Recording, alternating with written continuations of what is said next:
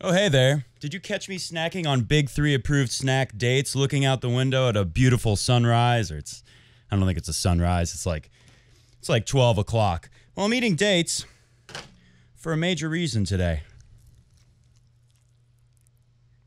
One reason is because if my friends Novak Djokovic and Rafa Nadal eat dates to help them win the biggest tennis tournaments in the world, I think it should be sufficient energy for me to go on the big trip to the Cincinnati Masters. So excited, and I know Pete's going to be really excited when I bring these along for the car ride. Perfect landing. The number 2 reason that I'm eating the preferred snack of Rafa and Novak in particular, not sure if Roger likes the dates. I like the dates. Pete definitely doesn't like the dates. Is because they are the latest to fall under the criticism. They are the latest to receive the doubtful treatment that maybe the end is near. Of course, I'm talking about the Olympics for Novak. I don't think that means the end is near for Novak, and I think a lot of people don't think that. But still, you're hearing it more. You're hearing that he's definitely not going to win the Grand Slam because it was a big mistake to go to Tokyo. But Rafa is another case after the latest news. It was just a few days ago that we were reading that Rafa was feeling better after his loss to, what's his name? Lloyd Harris, the fart face when he serves. That guy makes the face when he serves. Lloyd Harris took Rafa out in Washington, D.C. My boy Yannick Sinner, who I got to check out in Atlanta, up close and personal. I'll play a little clip for you there so you can see what it's like to see Yannick Sinner up close, even though he just lost yesterday.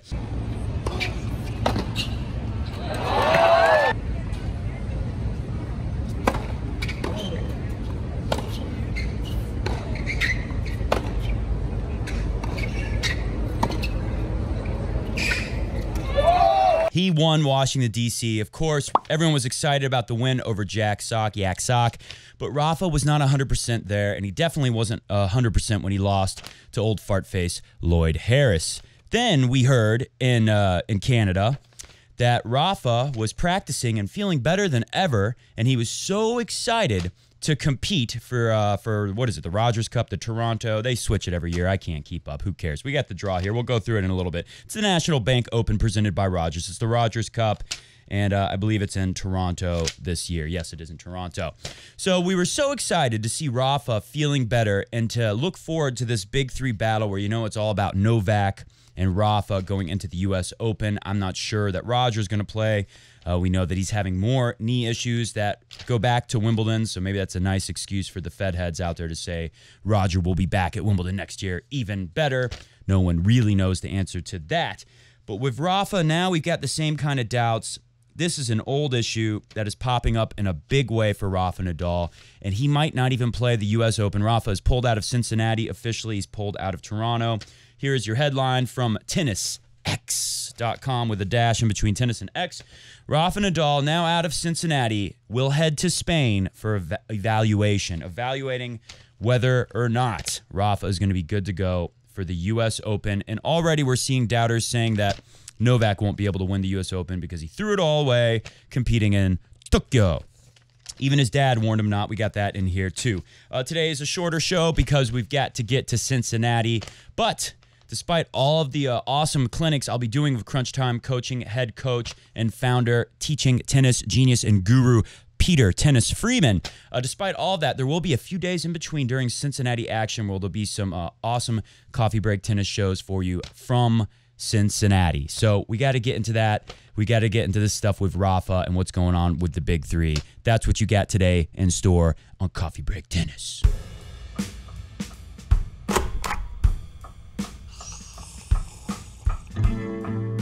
I should have brought Mr. Goat down here. He's asleep. He's asleep in his goat boat upstairs. If you guys remember the goat boat, we used to bring it out here on the desk, but Mr. Goat said, I'm not doing that anymore unless you bump my pay bonus in the contract. Couldn't afford to do it this year. Here we are with the Rafa stuff. We'll read through this. There's some dumb comments on the bottom I thought were kind of funny. Maybe they're true. Saying that the U.S. Open is between Zverev and Tsitsipas and no one else can win besides them. I don't know about that. Of course, we'll go through the draw in Toronto. And we'll go through this piece. Srijan, I think that's how you say his name. Srijan, I met him one time after I accidentally went into the ladies' bathroom while Novak Djokovic's mom was in there in Miami a long, long time ago. Srijan Djokovic, Novak's dad, if you don't know what I'm talking about, he had some comments earlier. It was a few days ago, I think. But he was talking, actually it was about 10 days ago. He was talking about why he warned Novak not to go to Tokyo. A lot of people feel like if Djokovic had just not gone to Tokyo, he could have got the most important record. Who cares about the Golden Slam? It's Steffi Graf's fault that anyone even cares about this thing. I mean, okay, don't get me wrong. It's awesome. But 4 in the same year, all 4 majors, that's really the reason why the Golden Slam is special. Olympic gold is nothing without the slam, right? All 4 in the same year. So why would Djokovic jeopardize that? We'll talk about that a little bit.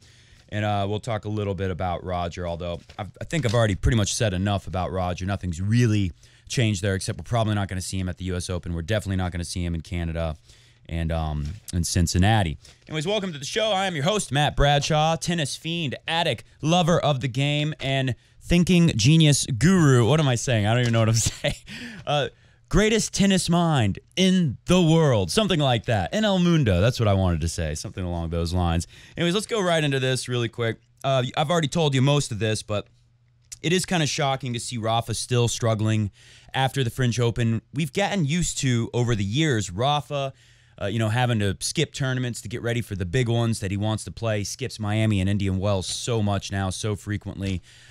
He skips all the lead-ups going into the Australian Open pretty frequently. Doesn't skip too much on clay. He'll skip a clay tournament here or there occasionally. I mean, he typically plays all those clay tournaments. Usually skips Cincinnati or Canada. Plays the U.S. Open. Doesn't play much at the end of the year. We've seen Rafa's schedule go like this, just get smaller and smaller. It's kind of like the way Serena Williams' schedule has transformed over the years. Seen Rafa get smaller and smaller schedule throughout the years. But this is a time where we usually don't see him go through this. We don't see him skip everything, including the U.S. Open, except for maybe that one year where he burnt his hand or something like that, and he had to skip the U.S. Open. I think he was defending champion. Maybe it was 2014, something like that. So this is concerning for the Raw fans out there. Let's dive right into tennisx.com. Cincinnati. Add Cincinnati to Rafa Nadal's list of tournaments he's withdrawn from this summer. The former world #1 missed Wimbledon, the Olympics, the Canadian Open, and now the Cincinnati Masters again, due to his left foot injury. Also, remember, he skipped Mexico. He was going to play in Mexico. Skipped that, too. What else did he skip? I feel like they're leaving something out. Anyways, that leaves the Cincy Masters, like the Canadian Open, without any of the big 3 players. Djokovic, Federer, and Nadal are all out. That is why we're making this pretty important video, because I'm not the only person to say maybe this is the beginning of the end. This is what it looks like. Obviously, if you throw Djokovic under the bus at this point, you're crazy. But who knows? The guys coming up are getting better. They're getting closer, even to Djokovic. Can one of them make a big move at the U.S. Open? I think that would kind of change the mindset of the big 3 going into next year a little bit, right? They're always going to try their hardest, but they might have to realize that maybe these guys are more dangerous than ever if something like that were to happen. Maybe not so much with Djokovic. He's got a lot of reason to believe that no one can beat him and that he is the best in the world. But definitely with Roger and Rafa, I mean, who has any confidence for sure that we'll see Roger play again? Okay, well, there was a good argument made around Wimbledon. I was one of the people saying it. Why would Roger not play one more time and have his family there to see them? He didn't have his big entourage there to see him play one last Wimbledon. So I'm pretty certain he's definitely trying to do that again. But we can't really guarantee that he will be back. I would guarantee safely that Rafa will be back, but, I mean, how much can you skip? Eventually, can you compete anymore? Like I said, I'm not the only person to say this, but I'm usually the last person to doubt any of the big 3, and it does feel a little different. Pete Freeman, who I'm going to be in a car with for 7 hours pretty soon, he once told me, I think he was maybe talking about what he saw with Johnny Mack, Pete Sampras, guys like that, although Pete Sampras won the U.S. Open on his way out. I can't remember particular if he was talking about Pete Sampras, but he said, when you watch these legends of the game, they're on top, they're the greatest, and then it happens really fast. That's what he said. And we've seen it in other sports. No one wants to see like what happened to Muhammad Ali, of course, happened to our beloved Big 3. But Pete says it happens really fast. They go from the best to they can't compete anymore at that high level, and it happens like that. So, are we seeing something like that? Of course, do comment below your thoughts. I'm not sure if we are, but I am at least entertaining the idea at this point. I'm not going to say it's impossible. This is the first time that none of the big three have played a Summer North American Masters Tournament event since all three were among the top-ranked tennis players in the world. Meanwhile, Rafa, with just under 3 weeks before the US Open, he's going to return to España, and he's going to get his foot evaluated, then make a decision about the US Open. Nadal, along with Djokovic and Federer, are all locked at 20 Grand Slams apiece. I mean, what a time for this stuff to start happening. The door is open for Djokovic, but after seeing that little bit of weakness in Tokyo, where, take a look at this, where at least he won the racket toss. He won the 200-meter racket toss. At least he got gold in that. Fortunately, they don't give medals out for that yet. Along with Djokovic, Federer, they're all locked at 20 slams apiece, and the U.S. Open could break the tie. But right now, it appears Djokovic is the only player certain to appear in New York. But, like I said, with that showing at the Olympics, with that kind of mental breakdown, with him not playing with, what was her name, Stojanovic, something like that, the Serbian girl that had a once-in-a-lifetime opportunity to win a bronze medal. That was probably the thing that upset me the most about Novak Djokovic Olympics. We'll get into the Olympics in a second. But my point is a little weakness there, a little crack in the armor, as they say. I wanted to read these comments from below because they're kind of dumb. But, sometimes these comments turn out to be right. You never know. It looks like that French Open tsunami shook Rafa far more than we thought. He might end up this year out of the top 10, which would basically be the end. All right, that's a little hysterical. I didn't want to comment then, but when I watched his match against Big Meat Pie, Big Mac, Jack Sock, he's talking about the first round of Washington, which was a really exciting match. Rafa shouldn't have struggled with Jack Sock like that. It was all because of the injury. But seeing the fighting spirit, that's what we love. That's Nadal's #1 attribute. So I enjoyed watching that match very much. I didn't want to say it then, but watching Nadal's match against Meat Pie, Big Mac, Jack Sock, it was obvious that that's not Rafa, and that has nothing to do with his foot injury. I'm not sure what he means at the end there. I expect very soon the same to happen to Nole. I just hope he can hold on until the AO. But the signs were visible in Tokyo. He should have never gone there. Bad decision. At least he'll finish his career on a high note, winning 3 Grand Slams in 1 year at the age of 34. Not too bad. I just don't see him winning the U.S. Open. Unreparable, irreparable. I don't know which word to use there. This guy said unrepairable. I'd say irreparable. Irreparable damage has been done in Tokyo. That's how they say it there, in Japan. Just to collect as many points as he can. He will need them badly if he's to finish the year as #1. Isn't that pretty much locked up? This is a dumb comment. The U.S. Open is now between Sasha Zverev and Mr. Steph Tsitsipas. Comment below. Are those the only guys who can win the U.S. Open? Of course, that's ludicrous. Djokovic, put him in there. What about Medvedev? Don't forget about Medvedev. I always think, what's it going to be like watching tennis when the big three are gone? I'm going to look out for Medvedev a lot. He's pretty exciting. Of course, we love Tsitsipas, even though he's a baby and he wants to have coaching allowed now. Disagree. Incorrect. Anyways, let's look at the draw really quick and then go back to the big three because that's all I really care about. Medvedev is on top. He will play Duckworth. James Duckworth, the duck from Australia who wears way too much sunscreen, but it's good for your skin, so I can't go against that. And I do the same sometimes.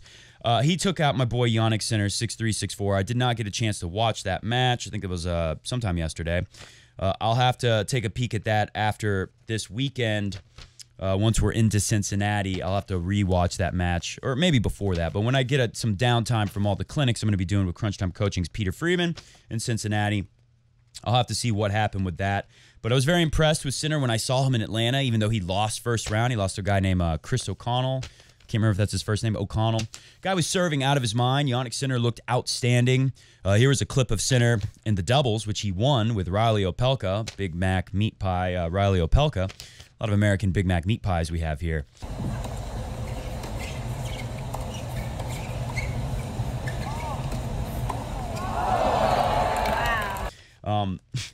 They won the doubles, which I got to see the final with my mom. That was pretty fun.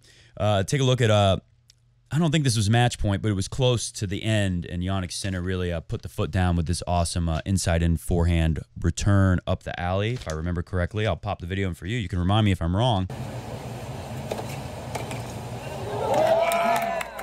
I was feeling pretty good about Sinner, even though I saw him lose first round. I saw how he played in the doubles, and then I was not surprised to see the great result winning an ATP 500 in Washington, D.C. I'm surprised to see that Yannick Sinner went down to Ducky, who also took out Taylor Fritz. It wasn't too bad in Atlanta here at my native ATP 250.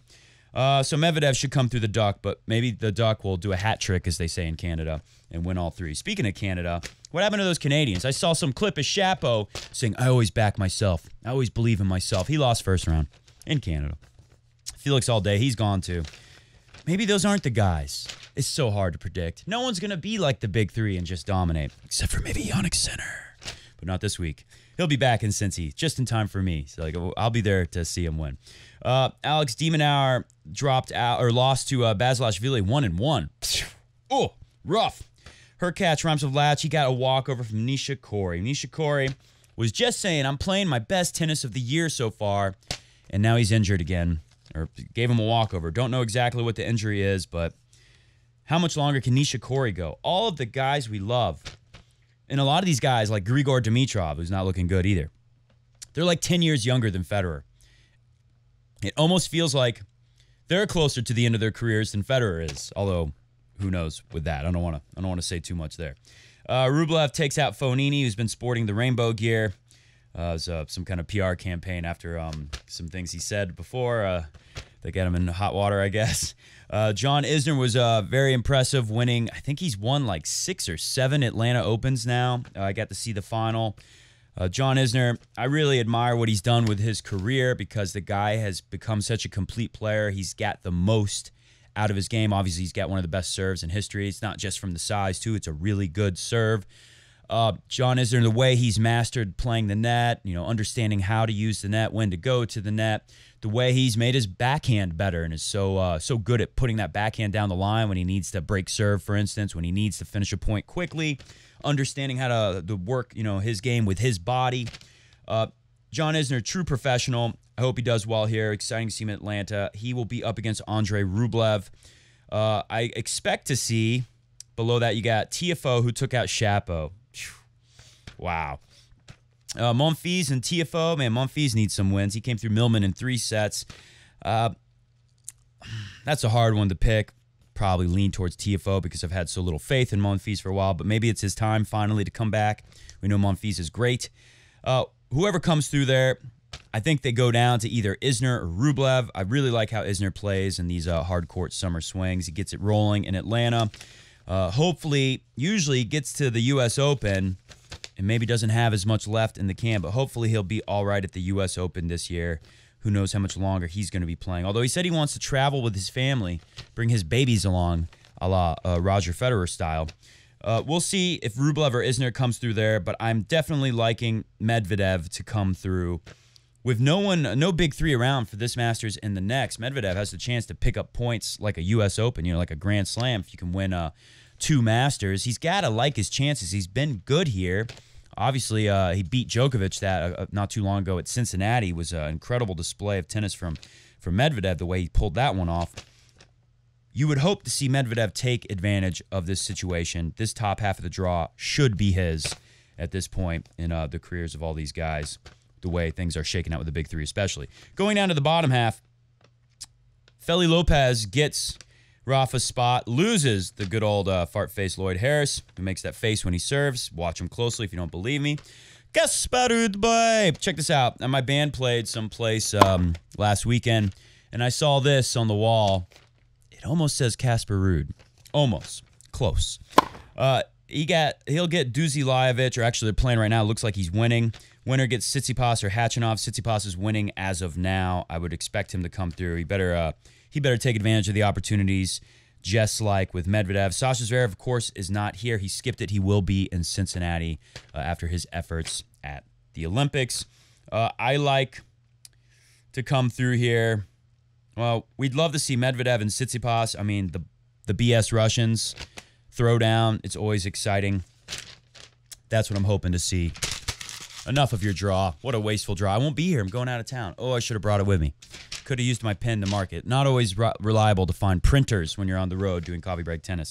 We've got Djokovic's dad warning him about the Olympics. Let's just read this, then we'll talk about the Olympics, and we'll get out of here. Just to wrap up things with Rafa, don't know if he's going to be back for the U.S. Open. Hope he is. If I had to bet now, I'd say he's not going to be back for the U.S. Open. Rafa's going to focus on, maybe playing some stuff later in the year, but I would expect Rafa to already be thinking, focus on French Open 2022. maybe the Wimbledons as well.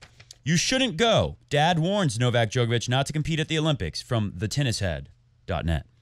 The father of Novak Djokovic has revealed that he suggested his son not compete at the Olympics, where the Serb has since come away empty-handed. Oh, did he come away empty-handed?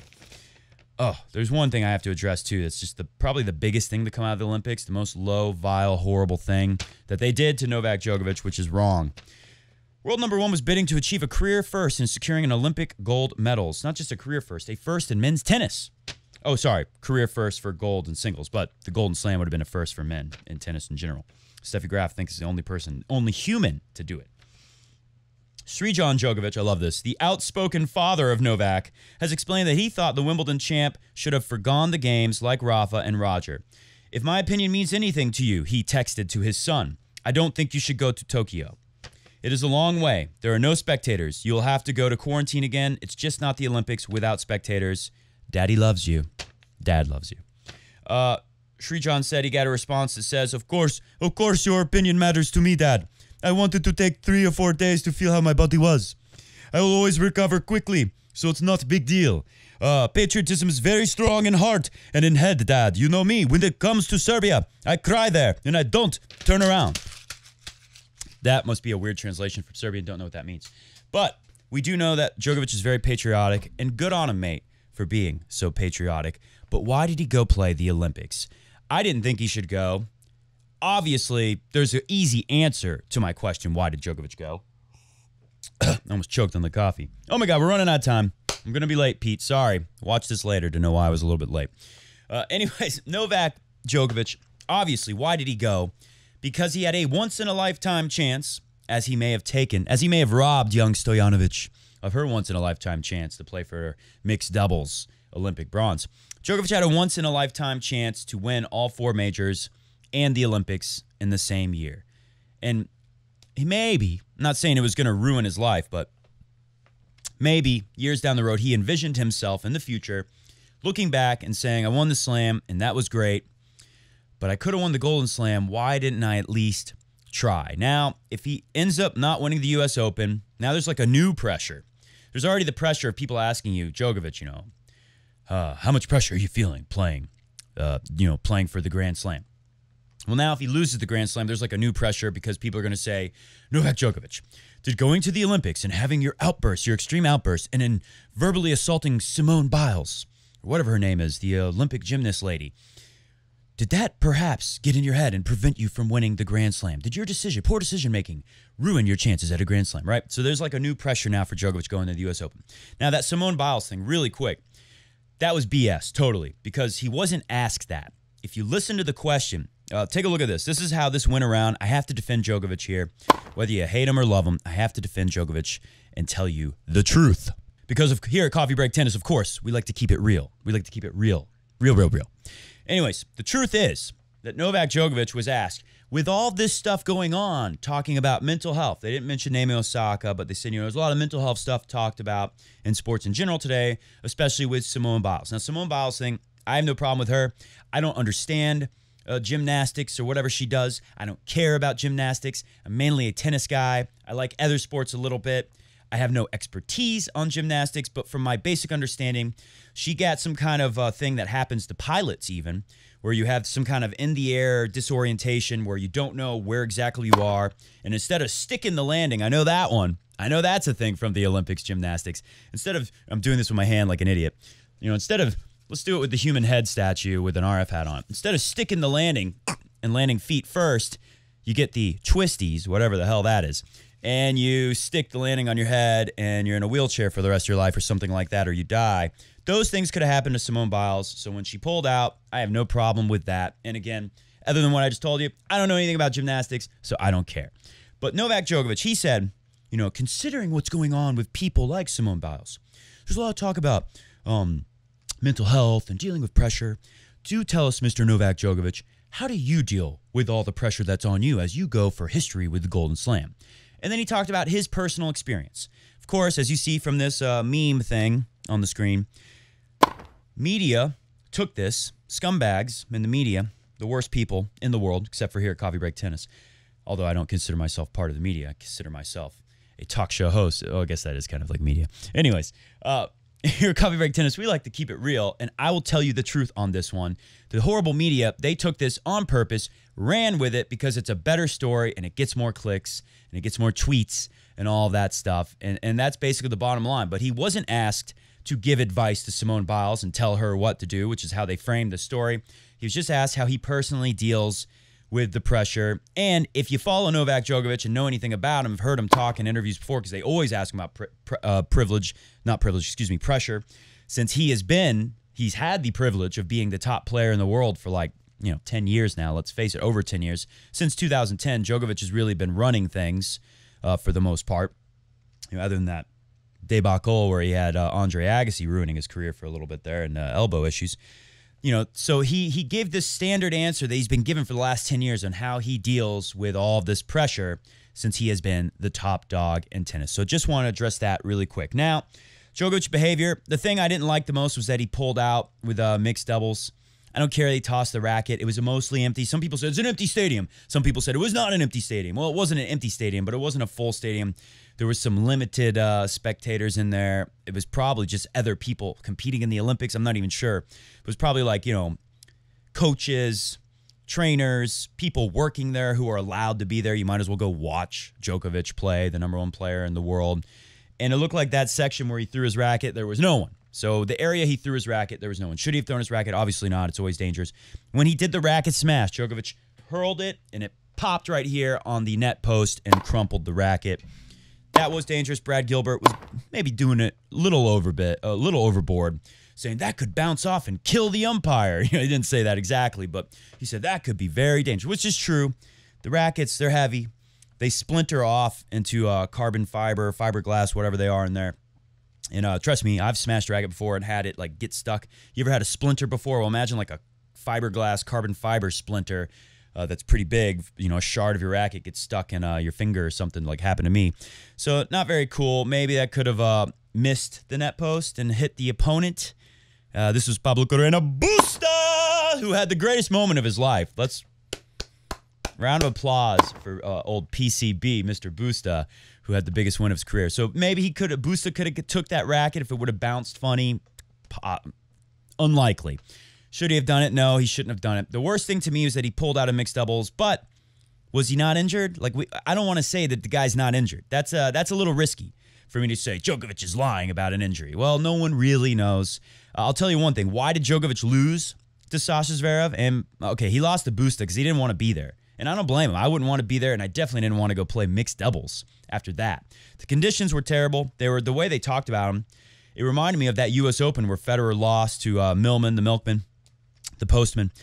And in the locker room, I think it was Mary Jo Fernandez said she had seen this, or somebody told her, because she's pretty tight with the Federer camp. Federer was on his back in the locker room after that match saying, I can't breathe. I still can't breathe. I've never played in conditions like this. And of course, it's because the roof is always partially closed at the U.S. Open now, and you don't get that circulation. I think a lot of AC kicks in when you close it all the way, but that doesn't happen when you don't close it all the way. And the conditions on top of that being kind of in a can that's partially open, that made things very tough. The Tokyo Olympics were very similar conditions, and I think Djokovic didn't handle it as well as Sasha Zverev, so that was a big factor. And his serve went away. Now, it was his left shoulder. I'm pretty sure I've heard it was his left shoulder that was the injury that he cited when he pulled out. But, when you serve, you got to get that arm up. If your shoulders collapse at all or your arm drops a little early, trust me, I'm a tennis coach, so I spend a lot of time telling young people to worry about this so they can get their serves over the net. You'll start missing serves into the net especially, but if you feel any kind of discomfort, even in the left shoulder, it's going to throw off the rhythm. And when you're playing the best players in the world, Sasha Zverev, he's let's face it, he's one of the best players in the world, even though he's had some issues, with the mental choking stuff with his serve and all that. Djokovic needs that to be firing, at full capacity, full speed for him to beat someone like Sasha Zverev, and that's really what happened there. The serve let him down, couldn't get first serves in, couldn't hit spots anymore. Djokovic has been so good at that all year. He needs to get that working again to win the U.S. Open. It's kind of key, especially as he gets older. And, we run into what we see with Federer. Federer's serve, it has always been one of the best. He had to make it even better to keep winning as he got deeper and deeper into his 30s. I'm 35 now. I can tell you the same thing with my game. oh my God, that first serve is very, very important. So I think that's the big story of why Djokovic went down to Sasha Zverev. Is just his serve abandoned him. It's that simple. Didn't want to play for the bronze. I don't want to play for the bronze either. He didn't go there for the bronze. Sorry for Stojanovic. When I first saw that news, I was upset that Djokovic would have done that.